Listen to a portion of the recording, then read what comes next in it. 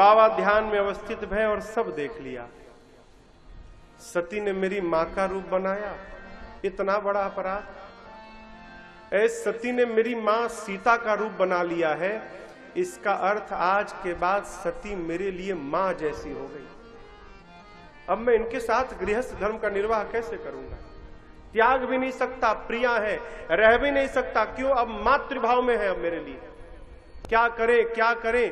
द्वंद आया। प्रभु के श्री चरणों का स्मरण किया और मन ही मन बाबा ने संकल्प कर लिया, आज के बाद मेरे शरीर से सती का भेंट नहीं होगा। बाबा ने सती जी का त्याग कर दिया। आकाशवाणी भई, आकाशवाणी ने इतनी प्रशंसा की, धन्य हो बाबा, आपके अलावा भक्ति को इतनी ऊंचाई तक कौन लेकर जा सकता है। जय जय हो, जय हो, जय हो। खूब जय जयकार भया। सती जी सुन ली, मन में सोचने लगी बाबा ने जरूर कोई प्रण किया। पूछती हैं बार बार, प्रभु आपने कौन सा प्रण किया? बाबा ने बताया नहीं। यहां पर देखिए गोस्वामी जी एक बड़ा सुंदर उदाहरण दिए। कहते हैं, जल पय सरिस बिकाई, देखहु प्रीति की रीति भली, बिलग होई रस जाई, कपट खटाई पर पुनि। कहते हैं जल दूध मिलकर एक भाव में बिकता है, लेकिन यदि खटाई पड़ जाए तो दूध से जल अलग हो जाता है। आप दर्शन करिए, दूध में जब पानी जाता है ना, तो दूध में मिलने के बाद पानी पानी नहीं रहता। क्या बन जाता है वो? दूध। क्यों? पानी जब दूध में जाता है तो अपना नाम, अपना पहचान, अपना अस्तित्व सब समाप्त कर देता है। तब दूध में के पास जाता है। दूध कहता है, भाई तू मेरे से इतना प्रेम करता है कि अपना नाम पहचान मिटाने को तैयार है, कोई बात नहीं, आज के बाद मैं तुमको अपना नाम दूंगा, अपना रूप दूंगा, अपना स्वाद दूंगा, और यहां तक कि अपना मोल दे के तुमको अपने साथ बाजार में बिकवा दूंगा। कितना प्रेम! और दूध उस पानी को भी दूध बना के बिकवा देता है, स्वयं उसी भाव में, अपने साथ में। उसी दूध को माई लोग ला के बर्तन में रखकर जब चूल्हे पे चढ़ाती है ना, और दूध गर्म होने लगता है, तो पानी कहता है दूध से, मित्र तुमने अपना रंग दिया, स्वाद दिया, मोल दिया, मुझे मैं कुछ नहीं था, मुझे अनमोल बना दिया। चिंता मत करना मित्र, तुम्हारे साथ जब तक मैं रहूंगा, मैं अपने आप को जलाऊंगा, तुम्हारे ऊपर आंच भी नहीं आने दूंगा। और पानी अपने आप को जलाने लगता है, दूध को बचाता है। और जब मित्र जलने लगता है, दूध से बर्दाश्त नहीं होता, वो बर्तन से बाहर निकल के और उस आग को बुझाने दौड़ता है। तू मेरे मित्र को बुझ जलाएगा, उससे पहले मैं तुझे बुझाकर समाप्त कर दूंगा। कितना प्रेम हो! इसी प्रकार जब हम लोग अपने को समाप्त करके भगवान के पास जाते हैं ना, तो भगवान भी हमको अपना रंग देते हैं, अपना रूप देते हैं, मोल देते हैं, और अपने साथ साथ हमारी भी पूजा करवाने लगते हैं। लेकिन सावधान, उस दूध में खटाई का 2 बूंद पड़ जाए हो, तब जब दूध से पानी अलग होगा ना, उसके बाद दुनिया की कोई ताकत दोनों को एक नहीं कर सकती। उसी प्रकार भगवान के पास तो हो, लेकिन यदि तुमने कपट रूपी खटाई का प्रयोग किया, अपने और भगवान के बीच में कपट को रखा, तो हम भी भगवान से वैसे दूर हो जाएंगे जैसे खटाई पड़ने के बाद दूध से पानी निकल के दूर चली जाए। कपट ना हो। कपट जानते हैं क्या है? हम जो हैं वो दिखाई नहीं पड़ते, और जो दिखाई दे रहे हैं उससे हमारा कोई संबंध नहीं है। यही सबसे बड़ा कपट है। जीवन में ऐसा कोई व्यवहार नहीं करना जिससे किसी का मन दुखित हो जाए। मां बारंबार पूछती है, यद्यपि सती पूछा बहुभांति, तदपि न कहेउ त्रिपुर आरती। भगवान ने उस समय के बाद भी नहीं कहा, क्यों? कहूंगा तो सती का मन खराब होगा। मैं कह के नहीं, व्यवहार से बताऊंगा, सती मैंने आपका त्याग कर दिया है। कभी देखिए, गोली का घाव भर जाता है, बोली का घाव नहीं भरता है। जब तक शरीर रहता है ना, बोली का घाव सुनाई पड़ता है। कभी किसी को ऐसा नहीं कहना चाहिए। जिससे उसका मन व्यथित हो। क्यों? अरे सदा ना रहा है, सदा ना रहेगा, ये जमाना किसी का नहीं चाहिए, दिल दुखाना किसी का नहीं चाहिए, दिल दुखाना किसी का। सदा ना रहा है, सदा ना रहेगा, जमाना किसी का नहीं चाहिए, दिल दुखाना किसी का नहीं चाहिए, दिल दुखाना किसी का।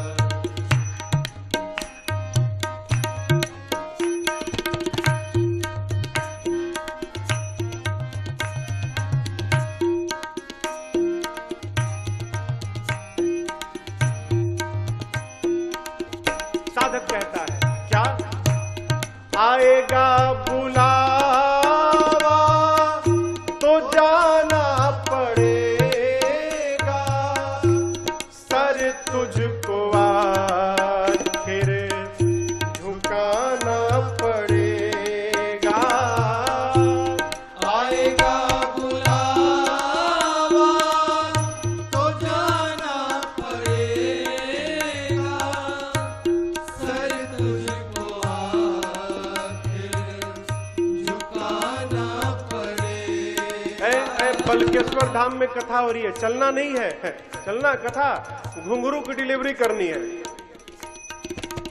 बलवीर जी घुंघरू पहुंचाने जाना है, अभी टाइम है। आप चलेंगे भाई साहब, मेरी गाड़ी आई है उसको अनलोड कराना है, अभी टाइम नहीं है मेरे पास। अरे यहाँ बहाना बना लो, लेकिन याद रहे वहां पर वहां ना चलेगा, वहां ना चलेगा, बहाना किसी का नहीं चाहिए, दिल दुखाना किसी का नहीं चाहिए, दिल दुखाना किसी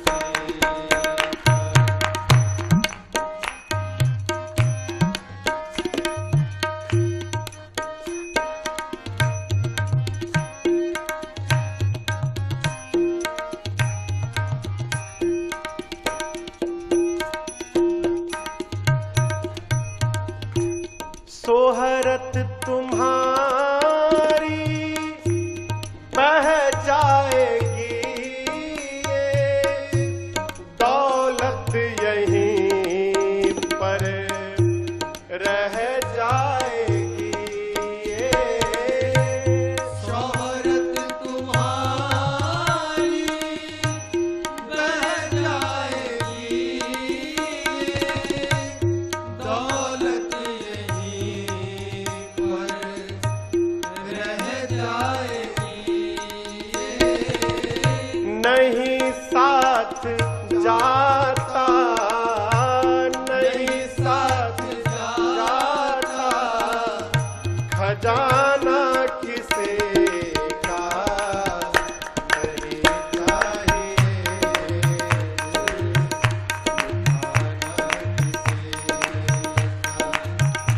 नहीं चाहिए,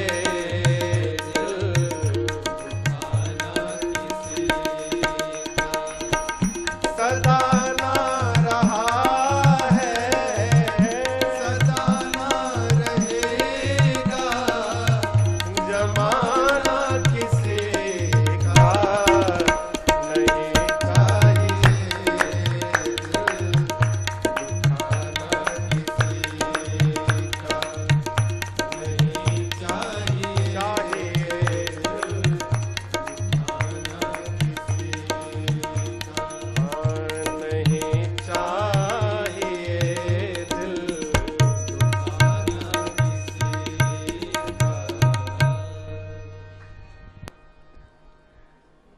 एक व्यक्ति मरने वाला था, तो अपने बेटे से कहा, बेटा मेरी अंतिम इच्छा पूरी करोगे? बोला, जी पिताजी। चाबी पकड़ो, तिजोरी में एक मोजा है, निकाल कर ले आओ। गया, तिजोरी खोला तो उसमें से एक मोजा निकाला। मोजा 10 स्थान पे फटा हुआ था। ले गया पिताजी के पास। पिताजी बोले, बेटा ये मेरा बड़ा प्रिय मोजा है, मैंने वर्षों से इसको बचा के रखा है। मेरी अंतिम इच्छा है जब मैं मर जाऊं और मुझे चिता पे जलाना ना, तो ये मोजा पहना के फिर जलाना। करोगे? जी पिताजी, अवश्य करूंगा। प्राण छूटा, घाट पर लेकर गए सब। जब चिता पे शरीर को रखने की बारी आई, उसने कहा, देखिए पिताजी की अंतिम इच्छा थी, मैंने वचन दिया है, मैं ये मोजा पहना के फिर चढ़ाऊंगा वहां। ब्राह्मणों ने कहा, दिमाग ठीक है? चिता पे रखने के समय शरीर पर कोई कपड़ा नहीं रहता है। बोलते हम नहीं जानते, पिताजी की इच्छा मैं पूरा करूंगा ही करूंगा, बिना पहना मैं रखने नहीं दूंगा। भैया बवाल, वो कहे कि बिना मोजा पहना मैं रखने नहीं दूंगा। ब्राह्मण का मोजा रहेगा ही नहीं। बड़े बड़े विद्वानों को बुलाया गया, कोई उपाय निकले, कोई उपाय नहीं। कोई भी ब्राह्मण देवता तैयार नहीं भय कि मोजा पहनाया जाए। तब तक एक दूसरा व्यक्ति आया और उसने उस लड़के को एक दूसरा पत्र दिया। वो भी पत्र उसके पिता का ही था। बच्चे ने पत्र खोला, उसमें लिखा था पिता ने, बेटे आज तुम देख रहे हो ना, तुम्हारे लाखों प्रयास करने के बाद भी ये फटा हुआ मोजा भी मुझे कोई पहनाने नहीं दे रहा है। अरे संपत्ति तो छोड़ो, मैं अपने साथ एक फटा मोजा भी नहीं लेके जा सकता हूं। मैं तुमको समझाने के लिए कहा था, जीवन में खूब पैसा कमाना, धन कमाना, लेकिन साथ में थोड़ा वो भी कमाते जाना जिसको साथ में लेकर अगले जन्म तक यात्रा कर सको। क्यों? सब कमा लोगे, ये नहीं कमा पाओ ना तो जाते समय कंगाल होके जाना पड़ेगा, साथ में कुछ जाए रहेगा नहीं। नहीं साथ जाता अरे खजाना किसी का, इसलिए नहीं चाहिए दिल दुखाना किसी। बाबा ने बताया नहीं, लेकर गए कैलाश और शंकर भगवान 87,000 वर्ष के लिए समाधि में चले गए। जानते हैं किसी को सजा देनी हो, सबसे बड़ी सजा है मौन धारण कर लीजिए। इससे बड़ी कोई सजा नहीं होती।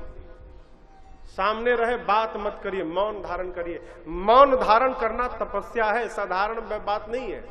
चुप हो जाना। लोग कोई नहीं मिलता तो शीशे से बात करते हैं। बाबा मौन हो गए। 87,000 वर्ष बाद समाधि से बाहर आए, राम राम स्मरण किए। सती जी दौड़ कर गई, प्रणाम की। बाबा ने सामने बिठाकर लगे बाबा कथा सुनाने, लगे कहन हरि कथा रसाला। ठीक इसी समय ब्रह्मा जी ने सती के पिता दक्ष को प्रजापतियों का नायक घोषित कर दिया। बड़ा अधिकार दक्ष को जैसे मिला। आपको बतावें, दक्ष इतने बड़े अभागे थे, अपने दामाद यानी शंकर भगवान को ही शत्रु मानते थे। क्यों? एक बार ब्रह्मा जी की सभा बैठी थी, सारे देवता बैठे थे। दक्ष आए तो जितने देवता दिग्पाल थे सब सम्मान में खड़े हो गए। ब्रह्मा विष्णु महेश क्यों खड़े भय हो भाई, सबके ऊपर है। दक्ष सोचने लगा कि ठीक है, विष्णु जी नहीं भय कोई बात नहीं, ब्रह्मा जी नहीं भय कोई बात नहीं, लेकिन ये शंकर तो मेरा दामाद है, इसको तो कम से कम खड़ा होना चाहिए। बाबा को पता नहीं कि ससुर जी आए हैं, वो तो झोली में हाथ डाले, आंख बंद करके राम राम राम राम में लगे हुए हैं। लेकिन जानते हैं जीव का स्वभाव, कहीं जाता है ना तो ये नहीं दिखाई पड़ता कि 100 लोग खड़े होकर प्रणाम किए, उसको वो पहले दिखाई पड़ता कि वो नहीं खड़े बैठे। हम जब गए तो प्राप्त होता हुआ सम्मान नहीं दिखता, पहले क्या दिखता है, हमको आने पर खड़ा कौन नहीं भैया, पहले लिस्ट बनाओ उसकी। ये दुख का सबसे बड़ा कारण है। वो उसी दिन से दक्ष बाबा को अपना शत्रु मान लिए। बड़ा अधिकार मिला। शिव जी को अपमानित करने के लिए हरिद्वार के कनखल में यज्ञ की रचना की, सबको बुलाया, छोड़ ब्रह्मा विष्णु और महेश को। बाबा मैया सती को कथा सुना रहे हैं, सारे देवता निमंत्रण आया है, सुंदर सुंदर विमान में बैठकर अपनी अर्धांगिनियों के साथ, और कैलाश के ऊपर से विमान लेके जाने लगे। अरे भाई बाईपास से चले जाते, लेकिन नहीं, सारे देवता कैलाश के ऊपर से। क्यों? बाबा को ये बताने के लिए ससुर जी ने आपको नहीं बुलाया, हम लोग को बुलाया है। सती जी ने पूछा, प्रभु ये सारे देवता? शंकर भगवान ने कहा, आपके पिताजी यज्ञ कर रहे हैं, उसी में भाग लेने जा रहे हैं सब। मां ने कहा, प्रभु मैं भी हुआ हूं। बाबा ने कहा, बुलाया नहीं गया। मां ने कहा, प्रभु पिताजी के घर, मित्र के घर, गुरु जी के घर और स्वामी के घर, 4 स्थान पे तो बिना बुलाए जाना चाहिए। बाबा ने कहा, बात सही है आपकी, लेकिन यदि अपमानित करने के लिए नहीं बुलाया गया है तो जाने पर कल्याण नहीं होगा। मां नहीं मानी। अंत में 2 गणों को साथ में लगाकर बाबा ने विदा कर दिया।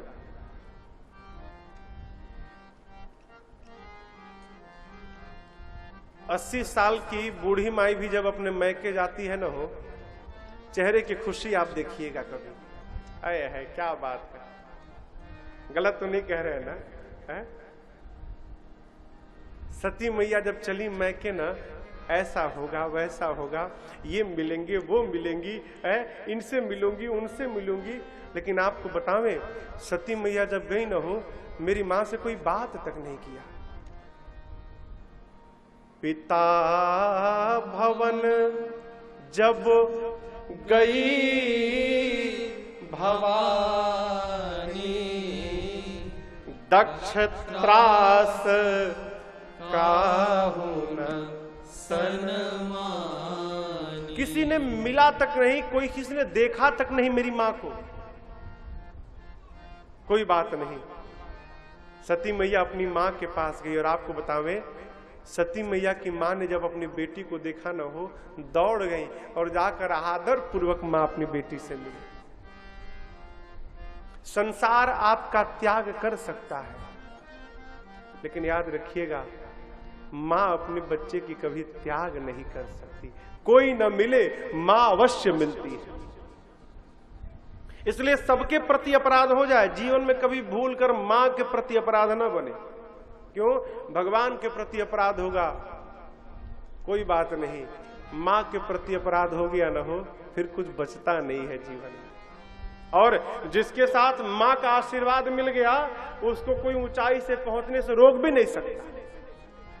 हमारे कलकत्ता के एक बहुत बड़े शायर हैं मुनव्वर राना, वो कहते हैं, मैंने बुलंदी के हर निशान को छुआ, मैंने बुलंदी के हर निशान को छुआ, लेकिन सच कहता हूं, जब मेरी मां ने मुझे गोद में उठाया, तब जाकर आसमान को छुआ। बिना मां के आशीर्वाद के कुछ होने वाला नहीं है। सादर भले ही मिली एक माता, कोई न मिला, मां मिल गई, सारा कष्ट समाप्त। मां ने कहा अपनी मां से, मां मैं यज्ञ मंडप की परिक्रमा लगाना चाहती हूं। गई, जाकर सती जी ने परिक्रमा लगाया, देखा सभी देवताओं का स्थान, मेरे पति के लिए कोई स्थान नहीं। इतना अपमान। अब तो जो जो बातें बाबा ने कही थी, सारी बातें कानों में गूंजने लगी। मां का क्रोध बढ़ गया, इतना क्रोध बढ़ा, मेरी मां सती का दपट पड़ी मुनियों के ऊपर। बोले, मुनि ऋषिगण कान खोलकर सुनिए, सुनो सभासद सकल मुनिंदा, सुनो सभासद सकल आपने कही सुनी जिन शंकर निंदा, कही सुनी जिन शंकर निंदा। हो फल तुरत लहब सबका हो, फल तुरत लहब सबका हो। भले बात पछतावता हो, भले बात पछतावता हो। संत शंभु श्रीपति अपवादा, संत शंभु श्रीपति अपवादा। सुनिए जहां तह असिमर जादा, सुनिए जहां तह असिमर जादा। काटिय तासु जीव जो बसाए, काटिय तासु जीव जो बसाए। श्रवण मोदिनत चलिए पराए, श्रवण मोदिनत चलिए पराए। जगदात्मा महेश पुरारे, जगदात्मा महेश पुरारे। जगत जनक सबके हितकारी, जगत जनक सबके हितकारी। पिता मंद मत निंदत देहि, पिता मंद मत निंदत। मैं दक्ष शुक्र संभव यह देहि, दक्ष शुक्र संभव यह देहि।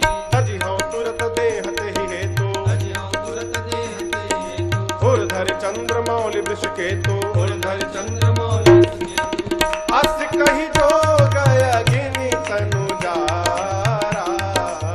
अस कही जोग अग्नि तनु जारा, भयो सकल मख हाहाकारा, भयो सकल मख हाहाकारा, भयो सकल मख हाहाकारा। ऐ मां दपट पड़ी। हे देवगण ऋषि मुनि ध्यान से सुनिए, आप में से बैठकर जिसने मेरी पति की निंदा की है अथवा जिसने बैठकर कानों से सुना है, सबको दंड मिलेगा।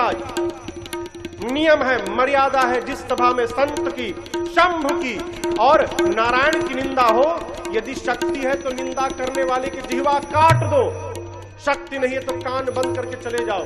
मेरे पति केवल पति नहीं, जगत के पिता हैं और आज इस मेरे नीच पिता ने मेरे पति की निंदा की। आज के बाद मैं इसकी बेटी नहीं कहलाऊंगी, दक्ष की बेटी के रूप में जीवित नहीं रहना। मां ने दाहिने पांव के अंगूठे से योग अग्नि को प्रज्वलित कराकर और अपने आप को जलाकर भस्म कर दिया। मां जलकर भस्म हो गई हो। बाबा के 2 रुद्रगण साथ में थे, लगे विध्वंस करने। नारद जी जाकर शंकर भगवान को बताएं। बाबा ने जटा निकालकर पटका वहां पर, वीरभद्र प्रकट हो गए, कुपित करके भेजा उनको। वीरभद्र आए, गणों ने वीरभद्र से कहा, एक पूषा नाम के देवता थे, पूषा। शिव जी की निंदा हो रही थी तो बहुत जोर जोर से हंस रहे थे। गणों ने कहा ये बहुत हंस रहे थे। वीरभद्र ने ऐसा मुक्का मारा, 32 दांत गिर गए। यज्ञाचार्य थे भृगु जी महाराज, उनकी दाढ़ी नोच ली जाकर। दक्ष के सर को पकड़ा वीरभद्र ने और घुमाकर धड़ से सिर को उखाड़कर और अग्निकुंड में जलाकर भस्म कर दिया। बाद में भगवान शंकर को बुलाया गया यज्ञ की रक्षा। भाई सावधान, किसी को नीचा दिखाने के लिए आप सत्कर्म करने जाएंगे, गांठ बांध के रखिए, आपका सत्कर्म पूरा होने वाला नहीं है। वैर भाव से यदि परमार्थ करेंगे आप तो पूरा होने वाला। मुझे याद है महाराज जी के साथ बैठा था एक कथा में, आगे कहीं कथा थी तो वहां के आयोजक आए थे, बोले महाराज जी से कि ये क्या व्यवस्था महाराज, व्यवस्था हम करेंगे। तो महाराज जी ने कहा भगवान आपकी रक्षा करें। तो समझ में उनके बात नहीं आई, वो चले गए। हमने कहा सरकार आपने ये क्यों कहा कि भगवान आपकी रक्षा करें। बोले बेटा अभिमान करके गए हैं, इनकी कथा बिगड़ेगी, तुम देखना। और बतावे 9 दिन कथा भाई, 9 दिन दिन भर जितने कार्य करता रहते थे, बाल्टी ले लेकर पंडाल से पानी बाहर निकालते थे। तो शाम को कथा होती थी, फिर रात भर में इतने इंद्र नारायण प्रसन्न हो जाते थे, फिर सुबह लबालब पानी, फिर दिन भर बाल्टी लेके पानी निकालो। 9 दिन यही चला। यदि आप द्वेष भाव लेकर, वैर भाव लेकर, विरोध भाव लेकर, तुलनात्मक भाव लेकर परमार्थ करने जाओगे, आपका काम पूरा होने वाला नहीं है। इधर देखिए, सती मैया मरते समय, अरे सती मरत हरि सन बर मांगा। क्या मांगा? इसी जन्म में नहीं, जन्म जन्म केवल शिव पद अनुराग। हे राम जी, आप एक आशीर्वाद दीजिए, अगले जन्म में भी ना मैं बाबा के ही चरणों की दासी बनूं, इसके अलावा मुझे कुछ नहीं चाहिए। राम जी से क्यों मांगी जानती हैं? मैंने परीक्षा राम जी की ली थी, अपराध राम जी के प्रति किया था। जब तक राम जी क्षमा नहीं करेंगे तब तक बाबा मुझे स्वीकार नहीं करेंगे। दूसरी बात, सती जी जानती हैं कि राम जी की हर आज्ञा का पालन बाबा करते हैं। एक बात कहें, हमारे जीवन में भी कोई ऐसा होना चाहिए ना जिसकी हम हर आज्ञा का पालन करें। बुरा मत मानिएगा, जिसके जीवन में कोई बड़ा नहीं रहता ना, जिसके मन में किसी बड़े के प्रति भय नहीं रहता, क्षमा करिएगा, उसको रावण बनने में समय नहीं लगता। हमारे ऊपर कोई रहे जो गलत करने पर हमको टोक सके, जिसकी हम हर आज्ञा का पालन करें। राम जी शंकर जी को अपना भगवान मानते हैं और शिव जी राम जी को अपना भगवान मानते हैं। ये संबंध है। सेवक स्वामी सखा सिय पी के, कौन? बाबा मेरे। राम जी ने कहा ठीक है, अगले जन्म में भी आप बाबा की ही दासी बनेंगी। इस बार आप दक्ष की बेटी थी, आपके पिता के सर को तो जला दिया गया, लेकिन बकरे का सर लगाकर उनको जीवित कर दिया गया है। तो कहिए तो अगले बार भी दक्ष की बेटी